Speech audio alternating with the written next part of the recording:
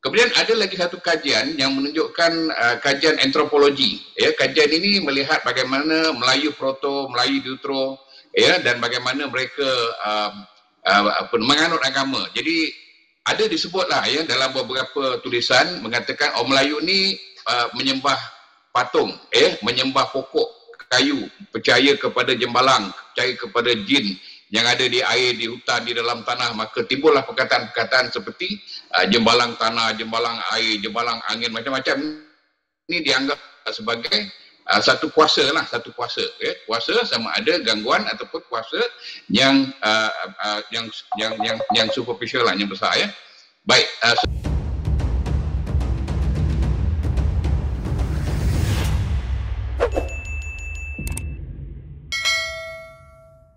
Islam ini dilihat sebagai satu label yang diberikan nama kepada agama. Tetapi kalau kita berpatah balik kepada asal-usul perkataan Islam ni, sebenarnya dia bermakna selamat, bermakna sejahtera. Ya, jadi kalau kita ambil perkataan Islam tu, kita buang huruf I, buang huruf A, maka dia jadi SLM ataupun salam, atau dalam aksara Arab atau Jawi ditulis sin lam mim, maknanya salam lah ya. Jadi Islam itu, perkataan salam atau Islam ini sebenarnya konsepnya ialah sejahtera, ya, berserah diri. Jadi perkataan Islam Muslim ni sebenarnya daripada zaman Nabi Adam alaihissalam lagi sudah ada, konsepnya sudah ada. Cuma dan dalam Lauh Mahfuz juga disebut perkataan ini ya. Jadi makna dari asal usul kejadian langit bumi ini semua sudah ada perkataan Islam itu. Cuma hari ini orang menggunakan perkataan Islam itu untuk melabelkan agama. Sedangkan Islam dalam Al-Quran disebut sebagai ad-din. Ad-din maknanya cara hidup. Jadi kalau agama dilihat sebagai upacara ritual, sembahyang, doa, ia adalah bersifat ritual. Jadi agama yang dikatakan bersifat ritual seperti mana agama lain ini sebenarnya adalah satu juzuk atau satu cabang daripada ad-din Islam. Jadi kalau kita ambil konsep ini saja, maka kita boleh faham kenapa orang Melayu ini yang disebut Bani Jawi ini, ya, Ba itu adalah kumpulan, Wi itu adalah satu Tuhan ataupun satu akidah. Jadi kalau kita lihat dari sudut bahasa, bermakna orang Islam ini, orang Melayu lah, orang Melayu ni sebenarnya kalau kita pergi balik kepada sejarahnya, kita akan dapati bahawa ada beberapa teori ya yang menyatakan tentang agama, tentang orang Melayu ni. Tetapi saya ingin mengambil pendekatan dari sudut tamadun ya, tamadun yang berlaku, dan saya cuba kaitkan tamadun yang berlaku itu dengan kehadiran Nabi Ibrahim alaihissalam.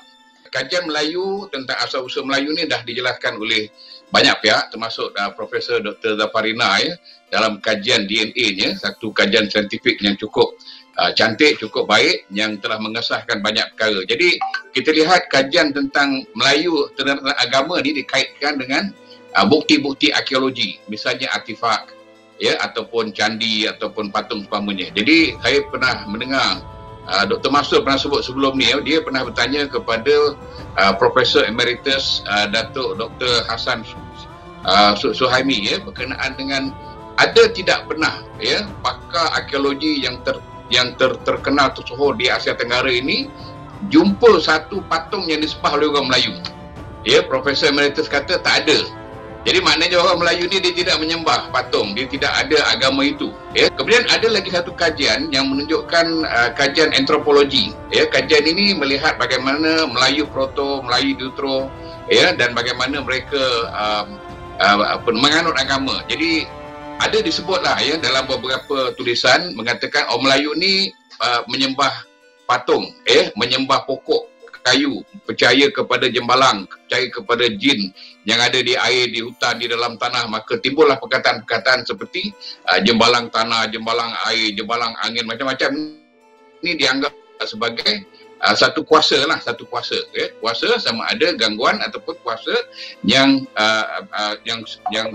superficial lah, yang besar ya. Dalam buku yang ditulis oleh Ibnu Athir, buku Al-Kamil fil Abtarikh, dia ada menyebut bahawa Melayu ni adalah orang keturunan Nabi Ibrahim. Jadi kalau sejarawan yang menyebutkan tu mesti ada asasnya ya. Baik, saya tak nak bincang hal tentang DNA ni kerana Profesor Dr. Zafarina telah mengulas sejang dan dia telah menafikan bahawa orang Melayu ni datang daripada Yunan, bahawa kononnya orang Melayu ni datang daripada Taiwan. Dia dah nafikan, dan dia juga menafikan bahawa kononnya kehadiran orang Melayu ni di alam Melayu ni sekitar dalam 10,000 tahun dulu juga telah dinafikan, dan beliau mendakwa bahawa DNA orang Melayu ni sudah wujud 70,000 tahun dulu lagi daripada Afrika bergerak pada masa dululah Jadi kita tahu bahawa dunia ni dulu dia satu tanah besar. Jadi bila berlaku gempa bumi, banjir, maka terpecahlah apa nama ni tanah-tanah ini menjadi apa yang kita lihat pada hari ini. Jadi tidak mustahil kelompok yang duduk di bawah khatulistiwa ni, garisan khatulistiwa ni, yang mempunyai karakteristik ataupun karakter yang hampir sama, ciri-ciri fizikalnya sama, tapi bergantung kepada suasana alam.